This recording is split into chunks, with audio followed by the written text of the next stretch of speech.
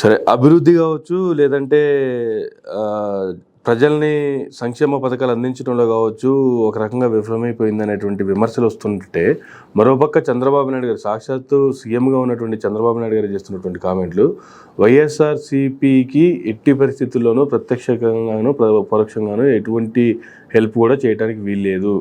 ఒకవేళ ఎవరైనా అలా హెల్ప్ చేస్తే పాముకి పాలు పోసినట్లే. ఇటువంటి కామెంట్లు చంద్రబాబు నాయుడు గారే చేయటం.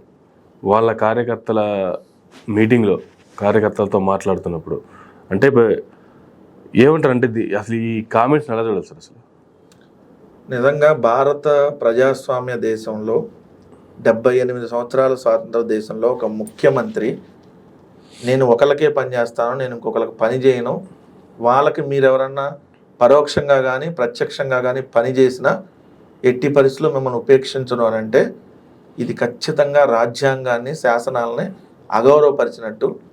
సో ఖచ్చితంగా అలాంటి చేసినటువంటి చంద్రబాబు నాయుడు గారి మీద ముందు రాజద్రోహం కేసు పెట్టాలి.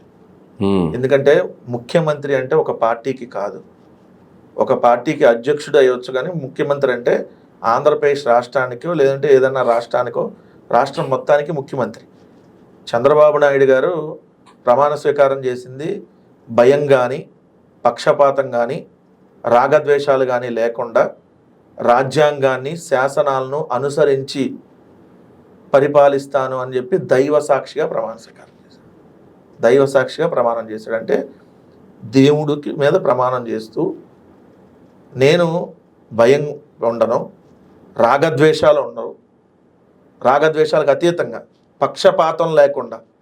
కానీ ఇప్పుడు చంద్రబాబు నాయుడు గారు మాట్లాడింది ఏంటి? పక్షపాతంతో, ఒకళ్ళకే పక్షపాతం, ఒకళ్ళ మీదే రాగద్వేషాలు పెట్టుకోవటము, ఇంకోళ్ళ మీద ద్వేషంగా క్రియేట్ అవ్వటము. సో రాజ్యాంగాన్ని, శాసనాలను అనుసరించి అన్నాడు. రాజ్యాంగాన్ని అనుసరించడం అంటే రాజ్యాంగంలో ఒక ముఖ్యమంత్రి అంటే అందరికీ ముఖ్యమంత్రి, ఒక పార్టీకి ముఖ్యమంత్రి కాదు. ఆంధ్రప్రదేశ్ రాష్ట్రంలో పుట్టిన చిన్నపిల్లవాడి నుంచి ఏదైతే చనిపోయేటటువంటి అవతాతల దాకా అందరికీ ముఖ్యమంత్రి చంద్రబాబు నాయుడు గారు అవ్వచ్చు, ఎవరైనా ముఖ్యమంత్రిగా ఉంటే. అప్పుడు మీరు ఒకరికి కాదు పనిచేయాల్సింది, మీరు అందరికీ పనిచేయాలి. నేను తెలుగుదేశం పార్టీకే పనిచేస్తా, నేను తెలుగుదేశం పార్టీ అధ్యక్షుడిని కాబట్టి నేను తెలుగుదేశానికే ముఖ్యమంత్రిగా వ్యవహరిస్తా అంటే కుదరదు అది. అప్పుడు మీరు రాజ్యాంగాన్ని అవమానపరిచినట్టు, శాసనాలను అవమానపరిచినట్టు. అంటే మరి రాజ్యాంగాన్ని అవమానపరిచిన వాళ్ళ మీద రాజ్యద్రోహం కేసు పెట్టాల్సిందే కదా.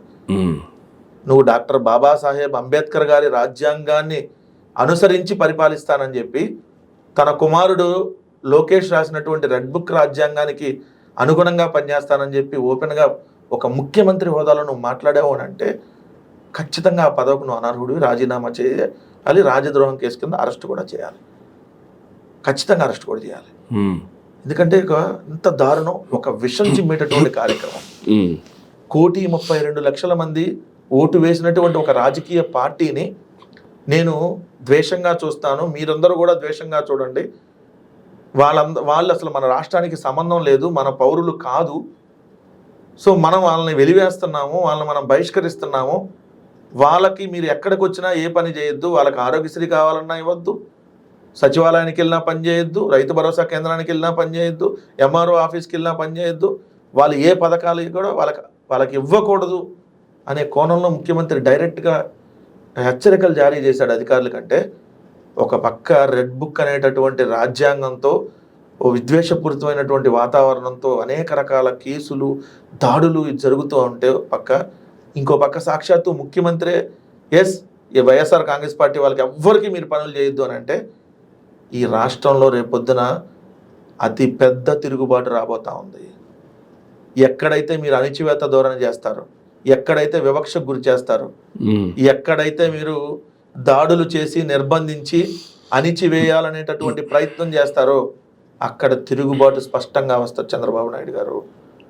1,32,00,000 మంది ఓటర్లతో పాటు వైఎస్ఆర్ కాంగ్రెస్ పార్టీకి ఇంకా ఇప్పుడు పెరిగినటువంటి మద్దతుతో కూడినటువంటి ఓటర్లు ఇంకా లక్షలాది మందితో కలిసి ఖచ్చితంగా ఈ ప్రభుత్వం మీద తిరుగుబాటుకి సిద్ధపడండి. ఎందుకంటే మీరు ఈరోజు వైఎస్ఆర్ కాంగ్రెస్ పార్టీ వాళ్ళని బహిష్కరిస్తానో వాళ్ళకి ఎవరో చేయొద్దు, మేము పాములతో సమానమా అంటే మాకు సంక్షేమ పథకాలు ఇస్తే పాముకు పాలు పోసినట్ట, మాకు ప్రభుత్వానికి సంబంధించినటువంటి ఫలాలు, ప్రభుత్వానికి సంబంధించినటువంటి కార్యక్రమాలు మాకు అందజేస్తే పాముకి పాలు పోసినట్టని ఒక ముఖ్యమంత్రి హోదాలో మీరు మాట్లాడతారా? అసలు మీ క్యారెక్టర్ ఏంటో తెలుసా చంద్రబాబు నాయుడు గారు? గాంధీని చంపిన గాడ్సే కంటే నీచుడివి నువ్వు అని నేను చెప్పలా. స్వయాన మీ తెలుగుదేశం పార్టీ వ్యవస్థాపక అధ్యక్షులు నీకు పిల్లనిచ్చి తప్పు చేసినటువంటి మామ అయినటువంటి నందమూరి తారక రామారావు గారు, ఆయన దగ్గర నుంచి నువ్వు వెన్నుపోటు వచ్చి పదవి లాక్కుంది. స్వయాన ఆయన చెప్పినటువంటి మాటలు. అంటే నీ క్యారెక్టర్ అలాంటిది. నువ్వు తేనె పూసిన కత్తివి, మేకవన్న పులివి అని చెప్పి స్వయాన రామారావు గారు చెప్పారు.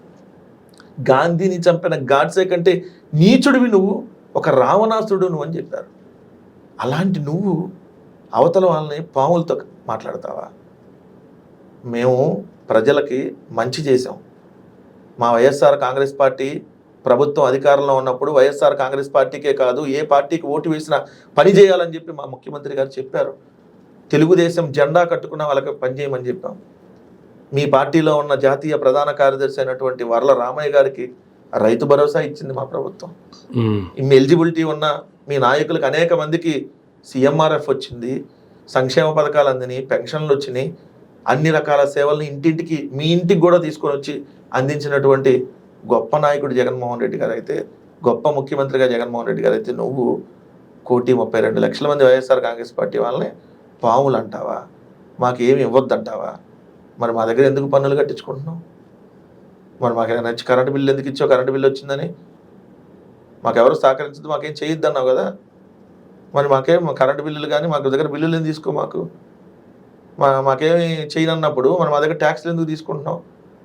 నువ్వు ఈ రాష్ట్రానికి ముఖ్యమంత్రివా, లేదంటే ఒక వర్గానికి ముఖ్యమంత్రివా? నువ్వు నీ పార్టీకి ముఖ్యమంత్రివా, ఈరోజు ఆంధ్రప్రదేశ్ రాష్ట్ర ప్రజలకు ముఖ్యమంత్రివా? నువ్వు రాజ్యాంగం మీద ప్రమాణం చేసావా, రెడ్ బుక్ మీద ప్రమాణం చేసి ముఖ్యమంత్రిగా వచ్చావా? దైవ సాక్షిగా ప్రమాణం చేసి వచ్చావా? నీ తెలుగుదేశం కార్యకర్తల సాక్షిగా ప్రమాణం చేసి వచ్చావా? ఒక ముఖ్యమంత్రి అంటే రాజ్యాంగబద్ధ పదవి, అది కూడా తెలియకుండానే ముఖ్యమంత్రి అయ్యావు నువ్వు. రాజ్యాంగబద్ధ పదవిలో ఉండి ఏదైతే ఒక పార్టీకి అనుకూలంగా పనిచేయండి, ఇంకో పార్టీకి వ్యతిరేకంగా పనిచేయండి అని చెప్పి అధికారుల్ని, కలెక్టర్ని ఆదేశిస్తున్నారనంటే, అంటే ఈ రాష్ట్రంలో ఒక విద్వేషాలు రెచ్చగొట్టాలని, ఈ రాష్ట్రంలో ఒక అంతరం తీసుకురావాలని, ఈ రాష్ట్రంలో ఒక తిరుగుబాటు తీసుకురావాలని మీరే డైరెక్ట్గా స్కెచ్ చేసి ఏమన్నా చేయదలుచుకున్నారా? ఏం చేద్దాం అనుకుంటున్నారు రాష్ట్రానికి చంద్రబాబు నాయుడు గారు? చాలా దుర్మార్గం మీరు మాట్లాడినటువంటి వ్యాఖ్యలు. దయచేసి ఇప్పటికైనా ఉపసంహరించుకొని, ఎస్ వైఎస్ఆర్ కాంగ్రెస్ పార్టీ వల్ల అయినా ఎలిజిబిలిటీ ఉన్న అందరికీ ఇవ్వండి అని చెప్పి ముఖ్యమంత్రిగా చెప్పాలి. మా నాయకుడు వైఎస్ఆర్ కాంగ్రెస్ పార్టీ వాళ్ళు ఒకవేళ అడ్డుకున్నా కూడా మీరు మాత్రం అడ్డుకోవద్దండి, పథకాలు ఇవ్వండి అని చెప్పినటువంటి గొప్ప మనసు. కానీ నువ్వు నిరంతరం ద్వేషం. వైఎస్ఆర్ కాంగ్రెస్ పార్టీ అంటే నీకేందో అదేంది, ఎందుకు ఒళ్ళంతా విషం చిమ్ముకొని వాళ్ళ మీద వస్తావో తెలియదు. మరి మా నాయకులు అయితే మీకు కావాలి, మా దగ్గర గెలిచిన కార్పొరేటర్లు అయితే మీకు కావాలి, మా దగ్గర గెలిచిన కౌన్సిలర్లు అయితే కావాలి, మా దగ్గర గెలిచిన రాజ్యసభ సభ్యులు అయితే కావాలి, మా దగ్గర ఎమ్మెల్సీలు అయితే మీకు కావాలి. వాళ్ళు పాములు కాదు అప్పుడు మీకు. కానీ వైఎస్ఆర్ కాంగ్రెస్ పార్టీకి ఓటు వేసిన అందరినీ ఈ విధంగా అంటారా? దుర్మార్గమైనటువంటి చర్య. చంద్రబాబు నాయుడు గారు దయచేసి ఇప్పటికైనా తప్పు ఒప్పుకొని క్షమాపణలు కోరి, ఎస్ అందరికీ పనిచేస్తా అని బాధ్యతగా పనిచేయండి. నాకు ఓటు వేయిపోయిన అందరికీ మేము పథకాలు ఇచ్చామని చెప్పండి డైరెక్ట్గా. కానీ మీరు అలా చేయట్లేదు. ఇలా వైఎస్ఆర్ కాంగ్రెస్ పార్టీని అనగదొక్కాలని, ఎవ్వరికి ఒక ప్రభుత్వ ఫలాలు అందకూడదని చెప్పి వైఎస్ఆర్ కాంగ్రెస్ పార్టీ సామాన్య ఓటర్ నుంచి ఏదైతే రాజకీయ పదవులు ఉందాక అందరినీ మీరు ఇబ్బంది పెట్టాలని చేస్తున్నటువంటి ప్రయత్నం చాలా చాలా తప్పు.